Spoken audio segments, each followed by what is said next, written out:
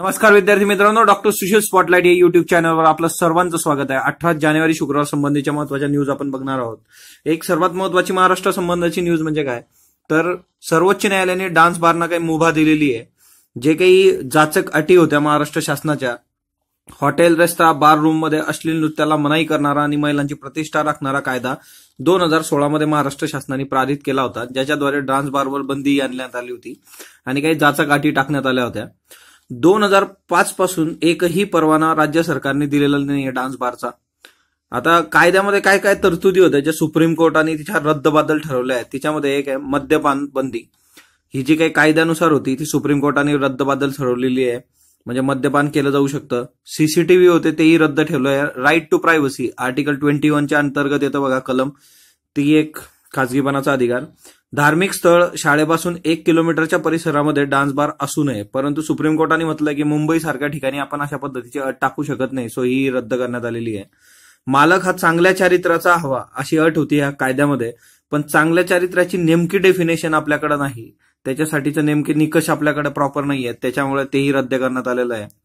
मद्यपान म्हणजे बाररूम आणि डान्स स्टेज याच्यामध्ये विभागणी करण्यात आलेली होती, वेगवेगळ्या ठिकाणी ठेवण्यात आलेलं होतं, तर तेही रद्द करण्यात आलेलं आहे। सुप्रीम कोर्टाने कुठल्या गोष्टी कायम ठेवल्या आहेत तर एक म्हणजे 11:30 पर्यंतची जी काही महाराष्ट्र शासनाची वेळ आहे ती पाळली जाईल। टीप देता येतील पण पैसे उधळता येणार नाही तुम्हाला डान्स बारमध्ये, आणि अश्लील नृत्यावर बंदी। त्याच्यानंतर डिस्कोथेक आणि ऑर्केस्ट्राला परमिशन दिलेली आहे। सो अशा पद्धतीने सर्वोच्च न्यायालयाने डान्स बार संबंधीचा हा एक महत्वाचा निर्णय दिलेला आहे। हे बऱ्याच दिवसांपासून केस चालू आहे।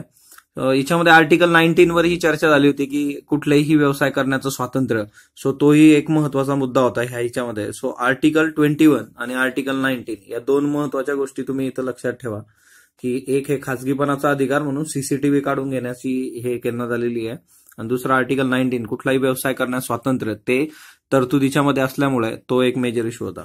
उडान योजना जी आहे तर ती तुम्ही तुमचं मत नोंदवू शकता कमेंट बॉक्समध्ये की डान्स बार संबंधी, डान्स बारवर बंदी असावी नसावी त्या संबंधी तुमचं मत तुम्ही द्या। येत्या काळामध्ये हा परत मुद्दा आहे, त्याच्यामुळे इंटरव्ह्यू मध्ये विचारलं जाऊ शकतं। उडान योजना जी आहे ती राज्यात 7 विमान सेवा यांनी सुरू केलेल्या आहेत। आता उडान योजना ऑलरेडी म्हणजे याच्या फार चांगले रिझल्ट आले नव्हते, पण आता परत ती नव्याने भरारी घेते। तर उडे देश का आम नागरिक म्हणजे आजच आपलं शुक्रवारी 3 वाजता म्हणजे आज दुपारी 3 वाजता शासकीय योजनांचं वर्कशॉप आहे, ते जर तुम्ही केलं तर त्याच्यामध्ये ह्या सगळ्या योजना खूप प्रॉपर होणार आहेत की त्या योजना कशा आहेत काय त्याचं हे। हिच्यामध्ये 50% आसनं असतात ती स्वस्तात असतात, आणि जिच्यामध्ये जर ती 50% आसनं रिक्त राहिली तर केंद्र किंवा राज्य शासन याच्यासाठी अनुदान देतं। महाराष्ट्रातलं मुंबई, पुणे, नागपूर, औरंगाबाद, नाशिक, जळगाव, कोल्हापूर, सोलापूर, नांदेड, रत्नागिरी, सिंधुदुर्ग, अमरावती, गोंदिया हे उडानमुळे जोडण्यात आलेलं आहे। हे काही तुम्हाला विचारलं जाणार नाही, शहरं कधी वाढवू शकतात, म्हणजे प्रश्न असा काही फ्रेम होत नाही, तरी तुमच्यासाठी एक माहितीसाठी मी सांगितलं। त्याच्यानंतर बी नर्सरी म्हणून एक नवीन संकल्पना घेऊन येतोय आपण। एपिस सराना ही देशी प्रजातीची मधमाशी आहे, तिचं संवर्धन करण्यासाठी महाराष्ट्रात डहाणू आणि महाबळेश्वरसह देशभरात 6 केंद्रांचा प्रस्ताव आहे। ही 6 केंद्र कुठली कुठली असतील तर याच्यामध्ये अरुणाचल प्रदेश, मेघालय, सिक्कीम आणि आसाम हे 4 राज्य, आणि महाराष्ट्रातलं डहाणू, महाबळेश्वर अशी 6 केंद्र आहे। प्रत्येकी 7 लाखाची तरतूद याच्यासाठी, म्हणजे 42 लाखांचा हा प्रोजेक्ट आहे। हनी मिशन म्हणून जे काही आपल्याकडे चालवलं जातं, हनी मिशन म्हणजे काय की देशात मधमाशी पालनाला प्रोत्साहन देणे। भारतातील मधमाशीच्या प्रजाती कुठल्या आहे? भारतातील मधमाशी प्रजाती बघा 4 आहेत। एपिस सराना ही एकच आहे की जी पाळता येऊ शकते, आणि ती देशात मध्यंतरी एक रोग आला होता त्याच्यामुळे यांची संख्या खूप कमी झालेली आहे। दुसरं आहे एपिस डॉर्सेटा, एपिस फ्लोरिया आणि एपिस ट्रायगोना, याच्यातली पाळता येणारी फक्त एपिस सराना आहे। परदेशी मधमाशी आपण आयात केली होती एपिस सरानाची संख्या कमी झाल्यामुळे, ती एपिस मेलिफेरा, सो ही पण पाळली जाते। याच्यासाठीचं पूरक वातावरण एपिस मेलिफेरासाठीचं उत्तरेकडील राज्यांमध्ये फक्त, आणि त्याच्यामुळे तिकडे चांगली वाढ होते। साऊथ इंडिया, दक्षिणेच्या मध्ये ही वाढ होत नाही, आणि काही राज्यात एपिस सराना हे नामशेष होण्याच्या मार्गावर आहे। मग देशातील हा पहिलाच प्रयोग आहे की देशी मधमाशीचं संवर्धन केलं जाणार आहे। 20 वर्षापूर्वी आपण बी ब्रीडिंग नावाची योजना आणली होती, ज्यात देशात 11 केंद्र होती, आणि ही जी योजना असणार आहे बी नर्सरी, याच्यात देशात 6 केंद्र असणार आहेत। सो हे एक लक्षात ठेवायचं एपिस सराना। पुढचं बघा, पुणे आंतरराष्ट्रीय चित्रपट महोत्सव आणि त्याचे पुरस्कार दिले गेले। सो पुणे आंतरराष्ट्रीय चित्रपट महोत्सवाचे पुरस्कार जर तुम्ही बघितले तर महाराष्ट्र शासनाने पुणे फिल्म फेस्टिवलच्या याच्याने पीप हा आयोजित केला होता। याच्यामध्ये चुंबक चित्रपटाला संत तुकाराम पुरस्कार देण्यात आलेला आहे। गर्ल्स ऑफ द सन नावाचा चित्रपट आहे, त्याला प्रभात पुरस्कार दिलेला आहे। फ्रेंच कुर्दिश चित्रपट आहे girls of the sun. Translator नावाचा मूव्ही आहे त्याच्या प्रेक्षक पसंतीचा इंग्रजी चित्रपट आणि दिठी हा प्रेक्षक पसंतीचा मराठी चित्रपट. हे महत्वाचे पुरस्कार सोडले तर अजून खूप पुरस्कार आहे. व्यक्तिगत सर्वोत्कृष्ट नायिका म्हणजे देविका दप्तरदारला नाडसाठी मिळालेला आहे. सो याच्यासाठीचं मी आता नुकतंच आपल्या टेलिग्राम पोस्टवरती न्यूज हे केलेली आहे, तिथून तुम्ही बघू शकता सगळी लिस्ट कुणाला काय मिळालं आहे. पण महत्वाचे एवढे आहेत म्हणून आपण न्यूजमध्ये तेवढे घेतले महत्वाचे.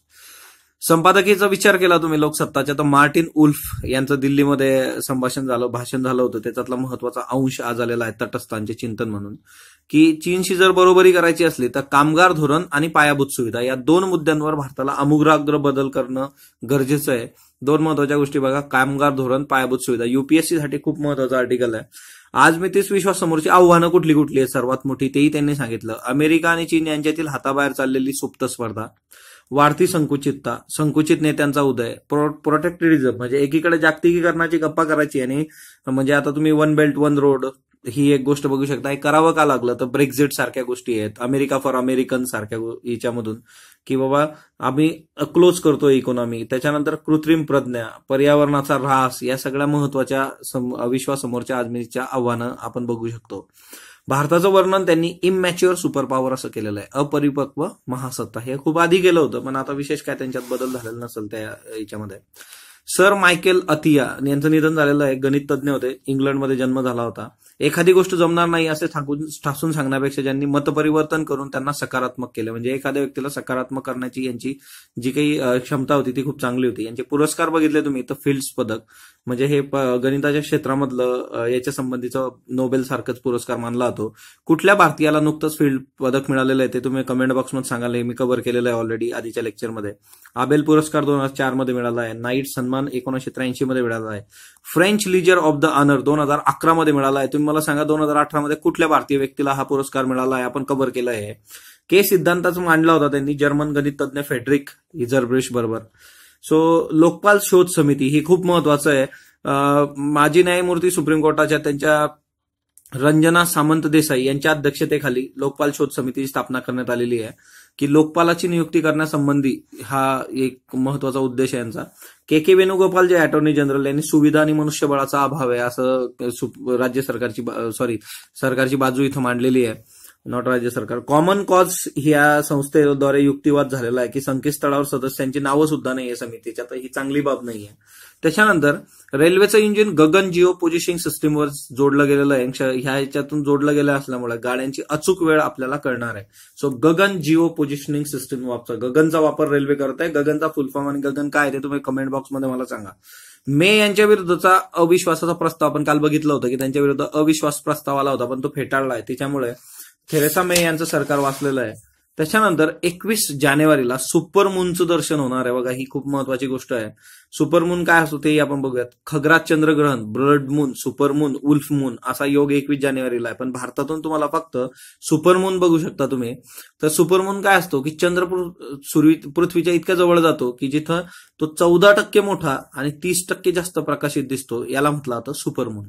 सो हे एक लक्षात ठेवायचं. पृथ्वीच्या जवळ गेल्यामुळे चंद्र हा 14% मोठा आणि 30% जास्त प्रकाशित वाटतो, त्याला सुपरमून म्हणतात. ऑब्व्हियसली तो बघण्यासारखा असतो. दत्ता केशव यांचं निधन झालेलं आहे 86व्या वर्षी. ज्येष्ठ नाटककार, चित्रपट दिग्दर्शक आणि पटकथा लेखक होते. त्यांचे चित्रपट जर तुम्ही बघितले 92 नवरे सांभाळा, बदला, फटाकडी, राणीने डाव जिंकला, भिंगरी, नवरा माझा ब्रह्मचारी, संत गजानन शेगावीचा, प्रेमासाठी वाटेल ते, दे टाळी, लिस्ट पॉसिबल आहे प्रश्न विचारला जाणं. मठाचं संपादकीय मी डॉक्टर सुशील स्पॉटलाइट या टेलिग्राम चॅनलला शेअर केलं आहे. अर्थव्यवस्थेतील वृद्धी, सरकारी धोरणातील स्पष्टता, सातत्य, सर्वकष पारदर्शी उपाय आणि जनतेच्या उद्यमशीलतेवर अवलंबून असते. गतिमानता कायम राखणे हे केवळ सरकारचं नाही तर सर्वांचं दायित्व, म्हणजे नागरिक प्लस सरकार या दोघांचं काम आहे गतिमानता ठेवणे. ह्या अशाचं ते आलेलं आहे की जीडीपी कसा वाढेल. महत्वाची न्यूज म्हणजे काय, 1954 नंतर प्रथमच भारतीय राष्ट्रपती कुंभमेळ्याला उपस्थित आहेत रामनाथ कोविंद. 54 मध्ये डॉक्टर राजेंद्र प्रसाद होते. यावेळेचा कुंभमेळा 2018चा कशासाठी वैशिष्ट्यपूर्ण आहे तर मुलांच्या सुरक्षेसाठी इथं मॅग्नेटिक बँड्स आहेत म्हणून हा एक चर्चेचा मुद्दा आहे. सो राष्ट्रपती 54 नंतर गेलेत हे एक लक्षात ठेवा. आज दुपारी 3 वाजता 18 जानेवारी शुक्रवारी म्हणजे आज दुपारी 3 वाजता शासकीय योजनांचा आपलं स्पॉटलाइट वर्कशॉप आहे. डॉक्टर सुशील स्पॉटलाइट या टेलिग्राम चॅनलवर या संबंधीचं पोस्टर आहे. ह्याचा पत्ताही जर कोणाला कन्फ्युजन असलं तर the unique academy camp branch, Parman apartment, साधू वासवानी चौक, पुणे स्टेशन.